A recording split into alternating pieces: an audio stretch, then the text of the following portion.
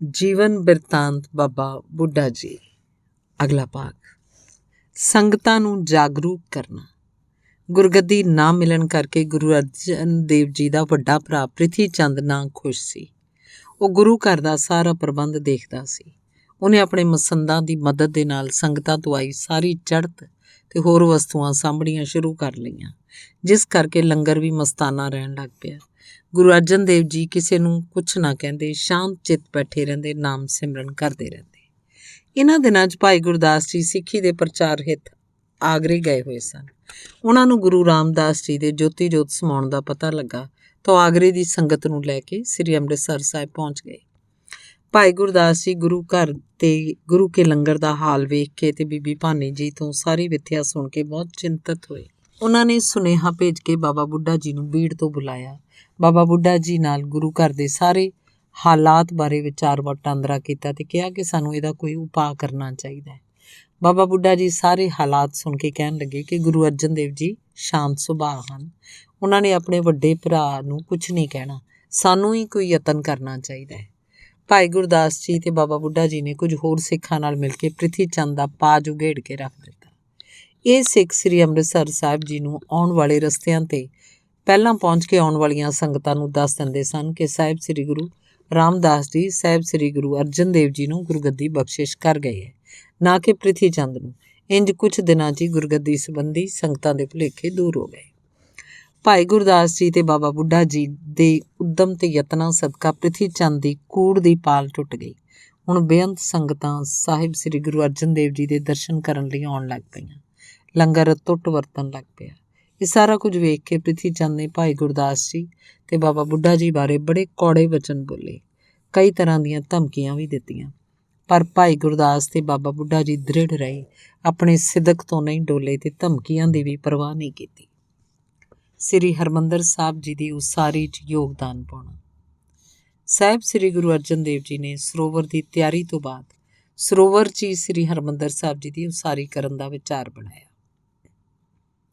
ਸ੍ਰੀ ਹਰਿਮੰਦਰ ਸਾਹਿਬ ਜੀ ਦੀ ਨੀਂਹ ਰੱਖਣ ਲਈ ਸੰਮਤ 1645 ਦੇ ਕੱਤਕ ਮਹੀਨੇ 'ਚ ਇੱਕ ਬੜਾ ਭਾਰੀ ਇਕੱਠ ਕੀਤਾ ਗਿਆ। ਇਸ ਮੌਕੇ 'ਤੇ ਬੇਅੰਤ ਸੰਗਤਾਂ ਸ੍ਰੀ ਅੰਮ੍ਰਿਤਸਰ ਸਾਹਿਬ ਪਹੁੰਚੀਆਂ। ਬਾਬਾ ਬੁੱਢਾ ਜੀ ਵੀ ਸਹਿਤ ਪਰਿਵਾਰ, ਚਾਰੇ ਪੁੱਤਰਾਂ, ਨੂੰਹਾਂ ਤੇ ਪੁੱਤਰੇ ਸੇਵਾ ਕਰਨ ਲਈ ਇੱਥੇ ਪਹੁੰਚੇ।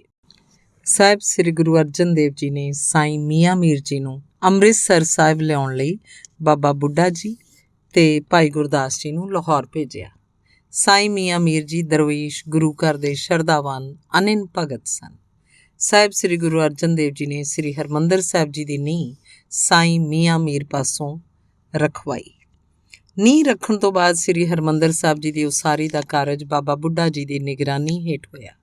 ਸ੍ਰੀ ਹਰਿਮੰਦਰ ਸਾਹਿਬ ਦੀ ਪਰਿਕਰਮਾ 'ਚ ਇੱਕ ਬੇਰ ਹੇਠ ਬਾਬਾ ਬੁੱਢਾ ਜੀ ਬੈਠਦੇ ਸਨ ਤੇ ਇੱਕ ਬੇਰ ਹੇਠ ਭਾਈ ਸਾਲੂ ਜੀ। ਜਿਸ ਬੇਰ ਹੇਠ ਬਾਬਾ ਬੁੱਢਾ ਜੀ ਬਿਰਾਜਮਾਨ ਹੁੰਦੇ ਸਨ, ਬੇਰ ਬਾਬਾ ਬੁੱਢਾ ਜੀ ਦੇ ਨਾਮ ਨਾਲ ਪ੍ਰਸਿੱਧ ਹੋ ਗਈ। ਇਸੇ ਬੇਰ ਹੇਠ ਬੈਠ ਕੇ ਬਾਬਾ ਬੁੱਢਾ ਜੀ ਆਈਆਂ ਸਿੱਖ ਸੰਗਤਾਂ ਨੂੰ ਗੁਰੂ ਘਰ ਦੀ ਉਪਮਾ ਦੱਸਦੇ ਹੁੰਦੇ ਸਨ ਤੇ ਗੁਰੂ ਸਾਹਿਬਾਨ ਦੇ ਜੀਵਨ ਨਾਲ ਸੰਬੰਧਿਤ ਸਾਖੀਆਂ ਸੁਣਾਉਂਦੇ ਸਨ। ਸ੍ਰੀ ਹਰਿਮੰਦਰ ਸਾਹਿਬ ਜੀ ਦੀ ਉਸਾਰੀ 'ਚ ਲੱਗੇ ਸਮੂਹ ਰਾਜ ਮਿਸਤਰੀਆਂ ਤੇ ਸੇਵਾਦਾਰਾਂ ਦੀ ਦੇਖਭਾਲ ਦੀ ਜ਼ਿੰਮੇਵਾਰੀ ਬਾਬਾ ਬੁੱਢਾ ਜੀ ਦੇ ਸਪੁਰਦ ਸੀ। ਵਜ਼ੀਰ ਖਾਨ ਦਾ ਰੋਗ ਦੂਰ ਕਰਨਾ। ਲਾਹੌਰ ਦੇ ਸੂਬੇ ਦਾ ਵਜ਼ੀਰ ਖਾਂ ਜਲੋਦਰ ਰੋਗ ਕਾਰਨ ਬਹੁਤ ਦੁਖੀ ਸੀ।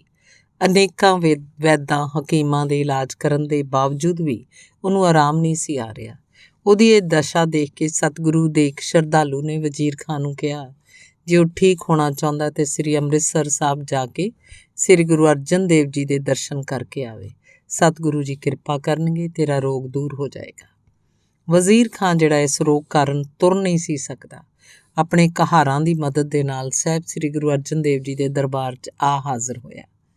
ਗੁਰੂ ਅਰਜਨ ਦੇਵ ਜੀ ਨੇ ਆਪਣੇ ਪਿਆਰੇ ਸਿੱਖ ਨੂੰ ਵਡਿਆਈ ਦੇਣ ਲਈ ਕਿਹਾ ਕਿ ਵਜ਼ੀਰ ਖਾਨ ਨੂੰ ਬਾਬਾ ਬੁੱਢਾ ਜੀ ਕੋਲ ਲੈ ਜਾਓ, ਉਹੀ ਇਹਦਾ ਦੁੱਖ ਦੂਰ ਕਰਨਗੇ। ਬਾਬਾ ਬੁੱਢਾ ਜੀ ਇੱਕ ਬੇਰ ਹੇਠਾਂ ਬੈਠੇ ਕਾਰ ਸੇਵਾ ਦੀ ਨਿਗਰਾਨੀ ਕਰ ਰਹੇ ਸਨ। ਜਦੋਂ ਵਜ਼ੀਰ ਖਾਨ ਦੇ ਆਦਮੀ ਵਜ਼ੀਰ ਖਾਨ ਨੂੰ ਲੈ ਕੇ ਬਾਬਾ ਬੁੱਢਾ ਜੀ ਪਾਸ ਪਹੁੰਚੇ, ਬਾਬਾ ਬੁੱਢਾ ਜੀ ਨੇ ਪੁੱਛਿਆ, ਇਹ ਕੌਣ ਹੈ? ਵਜ਼ੀਰ ਖਾਂ ਦੇ ਨੌਕਰਾਂ ਨੇ ਬੇਨਤੀ ਕੀਤੀ ਕਿ ਲਾਹੌਰ ਦੇ ਸੂਬੇ ਦੇ ਵਜ਼ੀਰ ਖਾਂ ਹਨ, ਇਹਨਾਂ ਨੂੰ ਜਲੋਦਰ ਰੋਗ ਹੈ, ਆਪ ਦੀ ਕਿਰਪਾ ਕਰਕੇ ਇਹਨਾਂ ਦਾ ਇਹ ਰੋਗ ਦੂਰ ਕਰੋ। ਬਾਬਾ ਬੁੱਢਾ ਜੀ ਕਹਿਣ ਲੱਗੇ, ਮੈਂ ਤਾਂ ਗੁਰੂ ਘਰ ਦਾ ਸਧਾਰਨ ਜਿਹਾ ਸੇਵਕ ਹਾਂ, ਮੇਰੇ ਕੋਲ ਇੰਨੀ ਤਾਕਤ ਨਹੀਂ ਕਿ ਮੈਂ ਇਹਦਾ ਰੋਗ ਦੂਰ ਕਰ ਸਕਾਂ। ਤੁਸੀਂ ਇਹਨੂੰ ਸਾਹਿਬ ਸ੍ਰੀ ਗੁਰੂ ਅਰਜਨ ਦੇਵ ਜੀ ਪਾਸ ਲੈ ਜਾਓ, ਉਹੀ ਇਹਦਾ ਦੁੱਖ ਦੂਰ ਕਰਨਗੇ। ਵਜ਼ੀਰ ਖਾਨ ਦੇ ਨੌਕਰ ਕਹਿਣ ਲੱਗੇ, ਬਾਬਾ ਜੀ, ਅਸੀਂ ਵਜ਼ੀਰ ਖਾਨ ਨੂੰ ਪਹਿਲਾਂ ਗੁਰੂ ਅਰਜਨ ਦੇਵ ਜੀ ਕੋਲ ਹੀ ਲੈ ਗਏ ਸੀ। ਉਹਨਾਂ ਨੇ ਸਾਨੂੰ ਆਪ ਜੀ ਕੋਲ ਭੇਜਿਆ ਤੇ ਬਚਨ ਕੀਤਾ ਕਿ ਬਾਬਾ ਬੁੱਢਾ ਜੀ ਹੀ ਇਹਨਾਂ ਦਾ ਰੋਗ ਦੂਰ ਕਰਨਗੇ। ਬਾਬਾ ਬੁੱਢਾ ਜੀ ਨੇ ਸਤਿਗੁਰੂ ਜੀ ਦਾ ਹੁਕਮ ਮੰਨਦੇ ਹੋਏ ਵਜ਼ੀਰ ਖਾਨ ਦਾ ਇਲਾਜ ਕੀਤਾ ਤੇ ਉਹ ਹੌਲੀ-ਹੌਲੀ ਠੀਕ ਹੋਣ ਲੱਗ ਪਿਆ। ਕੁਝ ਹੀ ਦਿਨਾਂ 'ਚ ਵਜ਼ੀਰ ਖਾਨ ਬਿਲਕੁਲ ਤੰਦਰੁਸਤ ਹੋ ਗਿਆ। ਵਜ਼ੀਰ ਖਾਨ ਨੂੰ ਡਰ ਸੀ ਕਿ ਇਹ ਰੋਗ ਮੁੜ ਨਾ ਹੋ ਜਾਏ, ਇਸ ਲਈ ਉਹਨੇ ਗੁਰੂ ਅਰਜਨ ਦੇਵ ਜੀ ਦੇ ਚਰਨਾਂ 'ਚ ਬੇਨਤੀ ਕੀਤੀ ਕਿ ਇਸ ਰੋਗ ਦਾ ਕੋਈ ਪੱਕਾ ਇਲਾਜ ਕਰ ਦਿਓ। ਵਜ਼ੀਰ ਖਾਨ ਦੀ ਬੇਨਤੀ ਸੁਣ ਕੇ ਸਤਿਗੁਰੂ ਜੀ ਨੇ ਬਚਨ ਕੀਤਾ ਕਿ ਜਿਨ੍ਹਾਂ ਮਹਾਂਪੁਰਖਾਂ ਨੇ ਤੇਰੇ ਰੋਗ ਦਾ ਇਲਾਜ ਕੀਤਾ ਹੈ, ਉਹ ਹੀ ਇਹਦਾ ਹੱਲ ਵੀ ਦੱਸਣਗੇ। ਵਜ਼ੀਰ ਖਾਨ ਨੇ ਇਸ਼ਾਰਾ ਸਮਝ ਕੇ ਬਾਬਾ ਬੁੱਢਾ ਜੀ ਨੂੰ ਬੇਨਤੀ ਕੀਤੀ ਤਾਂ ਬਾਬਾ ਜੀ ਨੇ ਕਿਹਾ ਕਿ ਵਜ਼ੀਰ ਖਾਨ, ਜੇ ਤੂੰ ਇਸ ਰੋਗ ਤੋਂ ਹਮੇਸ਼ਾ ਲਈ ਛੁਟਕਾਰਾ ਪਾਉਣਾ ਚਾਹੁੰਦਾ ਹੈ ਤਾਂ ਤੂੰ ਕਿਸੇ ਸਿੱਖ ਪਾਸੋਂ ਰੋਜ਼ਾਨਾ ਗੁਰਬਾਣੀ ਸੁਣਿਆ ਕਰ। ਸਤਿਗੁਰੂ ਜੀ ਕਿਰਪਾ ਕਰਨਗੇ, ਤੈਨੂੰ ਇਹ ਰੋਗ ਕਦੇ ਦੁਬਾਰਾ ਨਹੀਂ ਹੋਏਗਾ। ਬਾਬਾ ਬੁੱਢਾ ਜੀ ਦੇ ਬਚਨ ਮੰਨ ਕੇ ਵਜ਼ੀਰ ਖਾਨ ਰੋਜ਼ਾਨਾ ਗੁਰਬਾਣੀ ਸਰਵਣ ਕਰਨ ਲੱਗ ਪਿਆ। ਹੌਲੀ-ਹੌਲੀ ਉਹ ਗੁਰੂ ਘਰ ਦਾ ਪੱਕਾ ਸ਼ਰਧਾਲੂ ਬਣ ਗਿਆ। ਉਹਨੇ ਨੇਮ ਆਪਣੇ ਜੀਵਨ ਦੇ ਅੰਤ ਤੱਕ ਨਿਭਾਇਆ। ਸਤਿਗੁਰੂ ਜੀ ਦੀ ਕਿਰਪਾ ਸਦਕਾ ਮੁੜ ਕੇ ਉਹਨੂੰ ਇਹ ਰੋਗ ਨਹੀਂ ਹੋਇਆ। ਸ੍ਰੀ ਹਰਿਮੰਦਰ ਸਾਹਿਬ ਤੇ ਭੀੜ ਦਾ ਪ੍ਰਬੰਧ ਦੇਖਣਾ। ਸਾਹਿਬ ਸ੍ਰੀ ਗੁਰੂ ਅਰਜਨ ਦੇਵ ਜੀ ਵੱਲੋਂ ਆਰੰਭ ਕੀਤੀ ਗਈ ਅੰਮ੍ਰਿਤ ਸਰੋਵਰ ਤੇ ਸ੍ਰੀ ਹਰਿਮੰਦਰ ਸਾਹਿਬ ਜੀ ਦੀ ਸੇਵਾ ਅਕਾਲ ਪੁਰਖ ਦੀ ਕਿਰਪਾ ਨਾਲ ਸੰਪੂਰਨ ਹੋ ਚੁੱਕੀ ਸੀ। ਸ੍ਰੀ ਹਰਿਮੰਦਰ ਸਾਹਿਬ ਜੀ ਵਿਖੇ ਗੁਰੂ ਘਰ ਦੇ ਸ਼ਰਧਾਲੂ ਰਬਾਬੀਏ ਦੋਵੇਂ ਸਮੇਂ ਕੀਰਤਨ ਦੀਆਂ ਝੜੀਆਂ ਲਾ ਕੇ ਸੰਗਤਾਂ ਨੂੰ ਨਿਹਾਲ ਕਰਦੇ ਸਨ। ਬਾਬਾ ਬੁੱਢਾ ਜੀ ਇਹ ਸਾਰਾ ਪ੍ਰਬੰਧ ਆਪ ਹੀ ਦੇਖਦੇ ਸਨ। ਅਕਬਰ ਬਾਦਸ਼ਾਹ ਵੱਲੋਂ ਗੁਰੂ ਘਰ ਦੇ ਨਾਮ ਲੱਗੀ ਜਾਗੀਰ ਦਾ ਪ੍ਰਬੰਧ ਵੀ ਬਾਬਾ ਬੁੱਢਾ ਜੀ ਪਾਸ ਹੀ ਸੀ। ਇਸ ਲਈ ਬਾਬਾ ਬੁੱਢਾ ਜੀ ਦਾ ਝਬਾਲ ਆਉਣਾ ਜਾਣਾ ਲੱਗਿਆ ਰਹਿੰਦਾ ਸੀ। ਕਈ ਵਾਰ ਤਾਂ ਬਾਬਾ ਬੁੱਢਾ ਜੀ ਕਈ ਦਿਨ ਝਬਾਲ ਵਿਖੇ ਹੀ ਟਿਕ ਜਾਂਦੇ ਸਨ। ਇਸ ਅਸਥਾਨ 'ਤੇ ਬਹੁਤ ਸਾਰੀਆਂ ਮੱਝਾਂ ਗਾਵਾਂ ਵੀ ਰੱਖੀਆਂ ਸਨ। ਇੱਥੋਂ ਹੀ ਹਰ ਰੋਜ਼ ਲੰਗਰ ਲਈ ਦੁੱਧ ਸ੍ਰੀ ਅੰਮ੍ਰਿਤਸਰ ਸਾਹਿਬ ਭੇਜਿਆ ਜਾਂਦਾ ਸੀ। ਇੱਧਰ ਗੁਰੂ ਅਰਜਨ ਦੇਵ ਜੀ ਨੂੰ ਗੁਰਗੱਦੀ ਮਿਲਣ ਕਾਰਨ ਉਹਨਾਂ ਦਾ ਵੱਡਾ ਭਰਾ ਪ੍ਰਿਥੀ ਚੰਦ ਬੜਾ ਦੁਖੀ ਰਹਿੰਦਾ ਸੀ। ਉਹਨੇ ਗੁਰਗੱਦੀ ਪ੍ਰਾਪਤ ਕਰਨ ਲਈ ਜ਼ੋਰ ਤਾਂ ਬੜਾ ਲਾਇਆ, ਪਰ ਉਹਦੀ ਇੱਕ ਨਾ ਚੱਲੀ। ਆਪਣੇ ਯਤਨਾਂ 'ਚ ਅਸਫਲ ਰਹਿਣ ਕਾਰਨ ਪ੍ਰਿਥੀ ਚੰਦ ਦੀ ਗੁਰੂ ਸਾਹਿਬ ਪ੍ਰਤੀ ਵੈਰ ਦੀ ਭਾਵਨਾ ਦਿਨ ਪ੍ਰਤੀ ਦਿਨ ਵੱਧਦੀ ਜਾ ਰਹੀ ਸੀ। ਮਾਤਾ ਗੰਗਾ ਜੀ ਦੀ ਸੰਤਾਨ ਇੱਛਾ। ਸਾਹਿਬ ਸ੍ਰੀ ਗੁਰੂ ਅਰਜਨ ਦੇਵ ਜੀ ਦਾ ਵਿਆਹ ਹੋਇਆਂ ਲਗਭਗ 5 ਸਾਲ ਹੋ ਚੁੱਕੇ ਸਨ, ਪਰ ਆਪ ਜੀ ਦੇ ਗ੍ਰਹਿ ਵਿਖੇ ਸੰਤਾਨ ਦੀ ਬਖਸ਼ਿਸ਼ ਨਹੀਂ ਸੀ ਹੋਈ। ਪ੍ਰਿਥੀ ਚੰਦ ਨੂੰ ਗੁਰਗੱਦੀ ਨਾ ਮਿਲਣ ਕਾਰਨ ਪ੍ਰਿਥੀ ਚੰਦ ਦੀ ਪਤਨੀ ਸਮੇਂ-ਸਮੇਂ ਸਿਰ ਮਾਤਾ ਗੰਗਾ ਜੀ, ਗੁਰੂ ਅਰਜਨ ਦੇਵ ਜੀ ਦੀ ਸੁਪਤਨੀ, ਨੂੰ ਤਾਨੇ ਮਿਹਣੇ ਮਾਰਦੀ ਰਹਿੰਦੀ ਸੀ, ਜਿਸ ਕਰਕੇ ਕਦੇ-ਕਦੇ ਮਾਤਾ ਗੰਗਾ ਜੀ ਦਾ ਮਨ ਅਸ਼ਾਂਤ ਹੋ ਜਾਂਦਾ ਸੀ। ਇੱਕ ਦਿਨ ਮਾਤਾ ਗੰਗਾ ਜੀ ਦੀ ਸੇਵਕਾ ਨੇ ਸਿੱਖ ਸੰਗਤ ਵੱਲੋਂ ਭੇਟ ਕੀਤੇ ਗਏ ਕੀਮਤੀ ਬਸਤਰ ਹਵਾ ਲੁਆਉਣ ਲਈ ਕੋਠੇ 'ਤੇ ਖਿਲਾਰ ਦਿੱਤੇ ਤੇ ਜਦੋਂ ਪ੍ਰਿਥੀ ਚੰਦ ਦੀ ਪਤਨੀ ਕਰਮੋਂ ਨੇ ਕੀਮਤੀ ਕੱਪੜੇ ਕੋਠੇ 'ਤੇ ਖਿਲਰੇ ਦੇਖੇ ਤਾਂ ਇਹ ਸੋਚ ਕੇ ਬਹੁਤ ਦੁਖੀ ਤੇ ਪਰੇਸ਼ਾਨ ਹੋਈ ਕਿ ਕੀਮਤੀ ਬਸਤਰ ਤਾਂ ਸਾਡੇ ਪਾਸ ਹੋਣੇ ਚਾਹੀਦੇ ਸੀ, ਨਾ ਕਿ ਗੁਰੂ ਅਰਜਨ ਦੇਵ ਜੀ ਜਾਂ ਮਾਤਾ ਗੰਗਾ ਜੀ ਪਾਸ।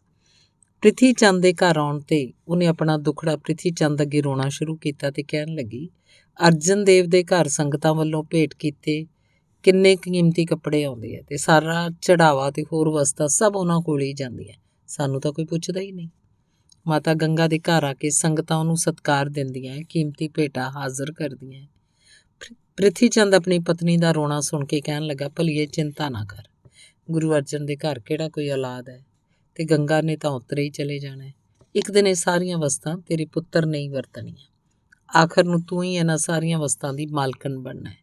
ਥੋੜ੍ਹੇ ਦਿਨ ਹੋਰ ਚੁੱਪ ਕਰਕੇ ਕੱਟ ਲੈ, ਇਹ ਸਭ ਕੁਝ ਸਾਡਾ ਹੀ ਹੋ ਜਾਣਾ।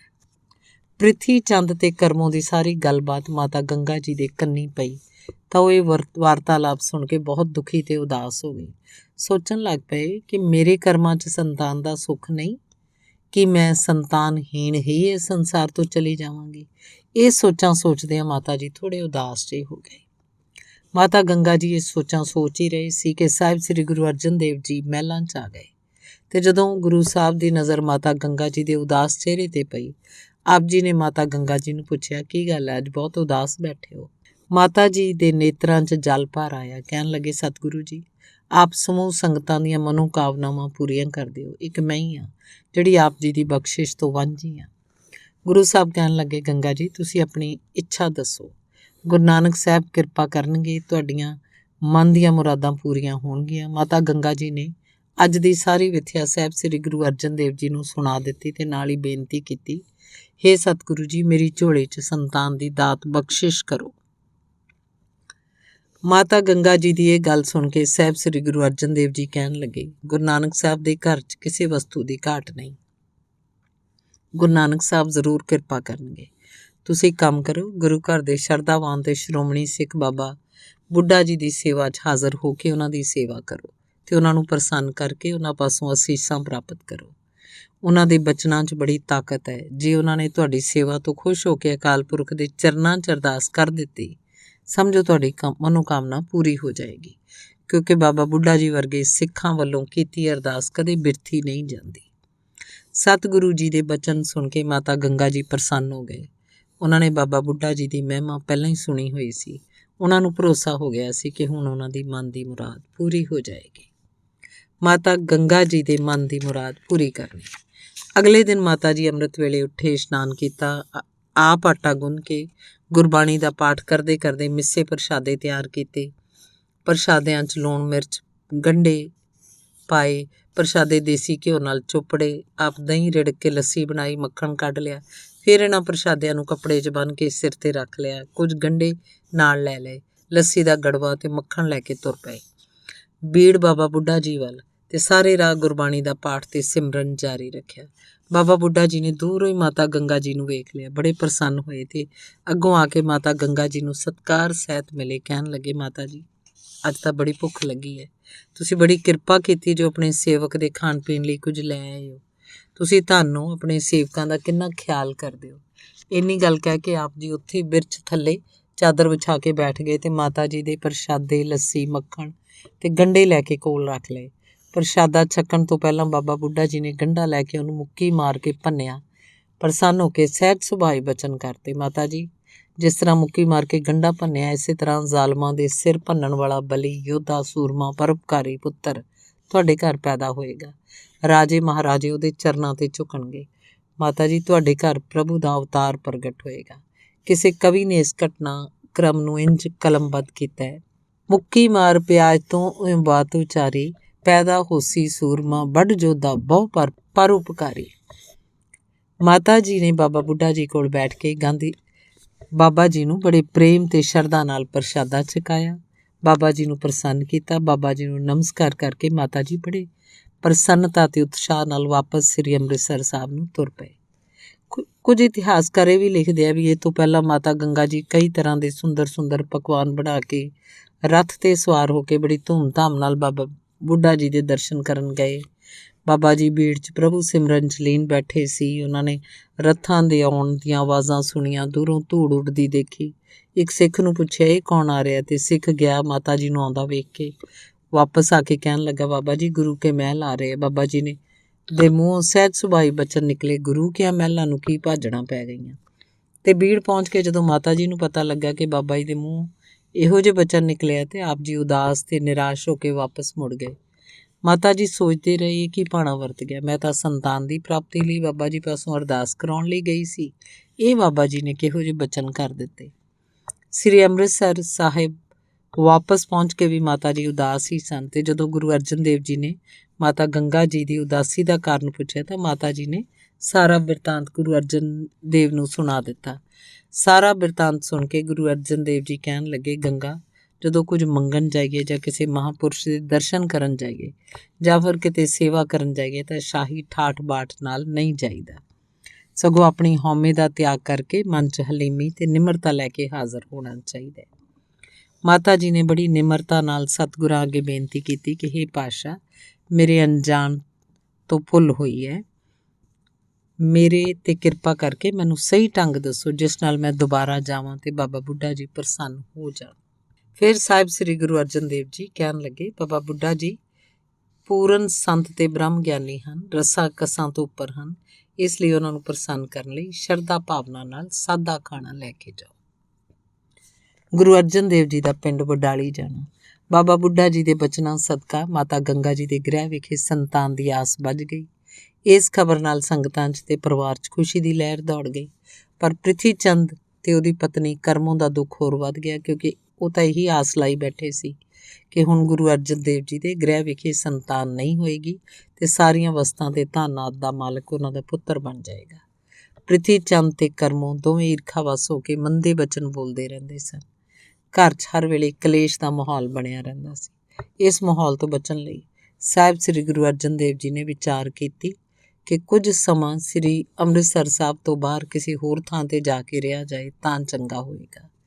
ਇਹ ਵਿਚਾਰ ਕੇ ਗੁਰੂ ਅਰਜਨ ਦੇਵ ਜੀ ਮਾਤਾ ਗੰਗਾ ਜੀ ਤੇ ਸਿੱਖਾਂ ਨੂੰ ਨਾਲ ਲੈ ਕੇ ਸ੍ਰੀ ਅੰਮ੍ਰਿਤਸਰ ਸਾਹਿਬ ਤੋਂ 5 ਮੀਲ ਦੂਰ ਵਡਾਲੀ ਜਾ ਕੇ ਰਹਿਣ ਲੱਗ ਪਏ। ਵਡਾਲੀ ਪਿੰਡ ਦੀਆਂ ਸੰਗਤਾਂ ਨੇ ਗੁਰੂ ਸਾਹਿਬ ਦਾ ਬੜਾ ਨਿੱਘਾ ਸਵਾਗਤ ਕੀਤਾ।